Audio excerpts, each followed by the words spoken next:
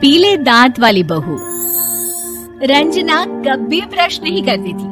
उसे कितनी बार उसके माँ बाप ने डांटा, लेकिन उसका कोई असर उस पर होता ही नहीं था, जिस कारण से उसके दांत पीले पीले हो जाते हैं। शादी के बाद।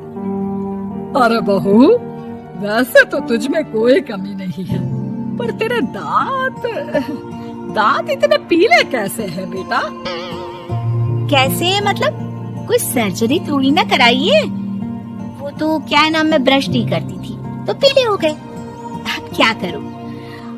आप कहें तो लाल करवा लूं या फिर काले? यार ये क्या है, क्यों माँ से लड़ रही हो?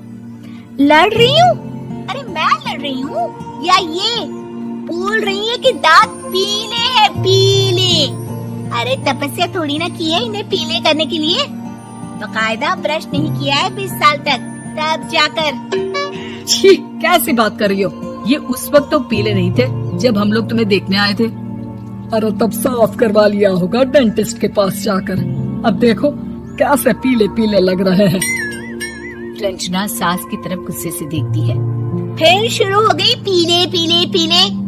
अरे पीले तो तब भी थे जब मेरे हाथ का रसगुल्ला उड़ा उड़ा कर खा रही थी और बोल रही थी, लड़की नहीं गुणों का खजाना दे रहे भाई साहब आप। अब वो लोग करते भी तो क्या करते, पीले दांत वाली बहू पल्ले पड़ी थी तो झेलना तो था ही। एक दिन कीर्तन में रंजना गाना गा रही थी।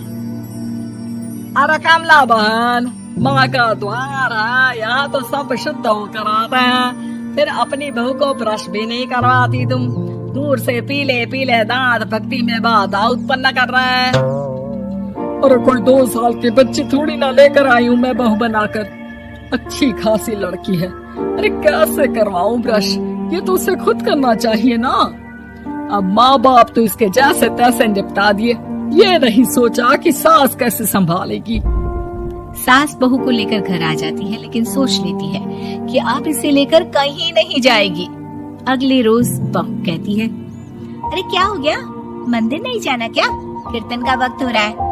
मेरी मधुर वाणी से कान्हा जी जागते हैं और सोते हैं। आप तो जानती है ना उनकी भक्ति में कितना मन लगता है मेरा।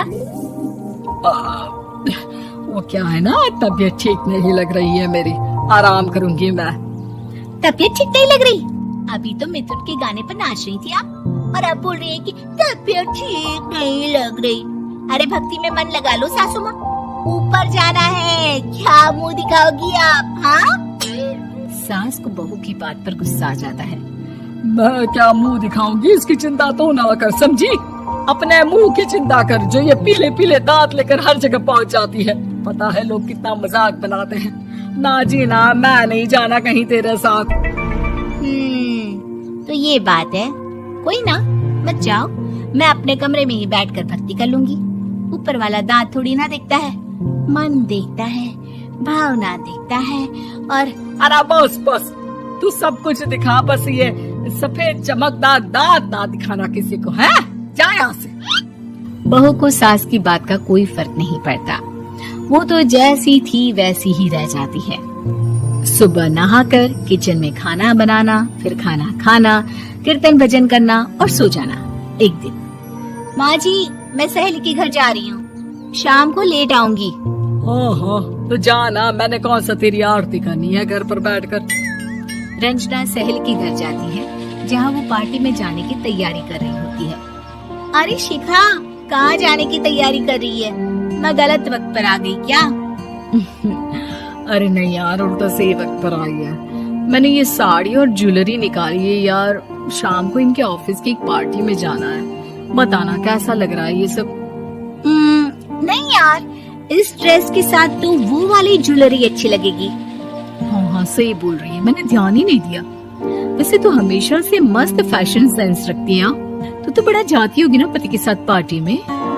रंजना कुछ नहीं बोलती, बस सोचती है कि यार काश ये बात सही हो जाती, पर मैं क्यों नहीं जाती पार्टी में? क्या इन लोगों की कोई पार्टी होती नहीं होगी?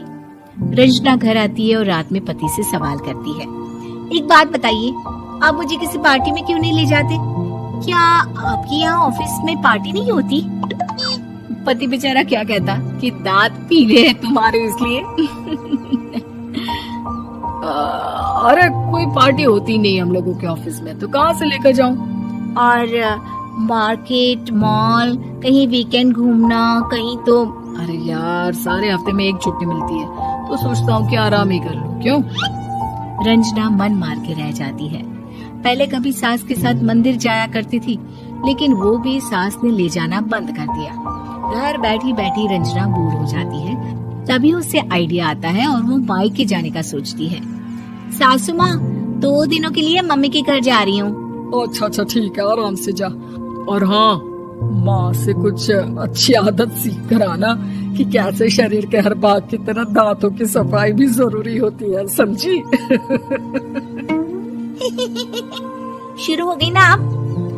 वो लोग आपकी तरह नहीं है कि छोटी छोटी बात का बतंगड़ बना दे। उन लोगों के लिए मैं मायने रखती हूँ, ना कि मेरे पीले पीले दांत। रंजना माँ को बिना बताए उन लोगों को सरप्राइज देती है, लेकिन जैसे ही वो दरवाजे पर पहुँचती है, अंदर देखती है कि घर वाले कहीं जा रहे होते हैं। अब माँ, काश रंजना दीदी के दांतों वाली प्रॉब्लम नहीं होती, तो वो भी हम लोगों के साथ चलती ना बुआ जी की बेटी की शादी में। हाँ बेटा, लेकिन अब उसे कौन समझाए कि उसको उसके पीले दांत नहीं दिखते, लेकिन उसके आसपास के लोगों को कितना एम्बैरेसिंग फील कराते हैं। मुझे तो कितनी बार उसके स्कूल की टीचर ने शिकायत की कि उसके साथ कोई लड़की बैठना भी नहीं चाहती, और ना ही कॉलेज में कोई उससे बात करना चाहता था। लेकिन पता नहीं क्यों उसे ये बात समझ में ही नहीं आती। कोई कमी नहीं है उस लड़की में, बस यही कि दांत पीले हैं। वो तो भला हो जीजा जी और उनकी माँ का, जो दीदी को जैसी है वैसे ही रखा हुआ है। रंजना को अपने घर वालों की बात सुनकर बहुत दुख होता है। वो सोचती है कि वो क्या करे, लेकिन फिर वो सीधा डेंटिस्ट के पास जाती है, अपने दांत चमकाती है और कसम खाती है कि वो रोज ब्रश करेगी। अरे क्या हो गया? तुम तो 2 दिनों के लिए गई थी ना? पर कोई ना, अच्छा है, चलो आ गई तो। रंजना सास के सामने आकर खड़ी हो जाती है और पूरी स्माइल करती है, उसके चमकदार दांतों को दिखाती हुई। चलो मंदिर। माँ, मुझे माफ कर दीजिए, मैंने आप लोगों को बहुत एम्बैरेसिंग फील करवाया। मैं आज से रोज ब्रश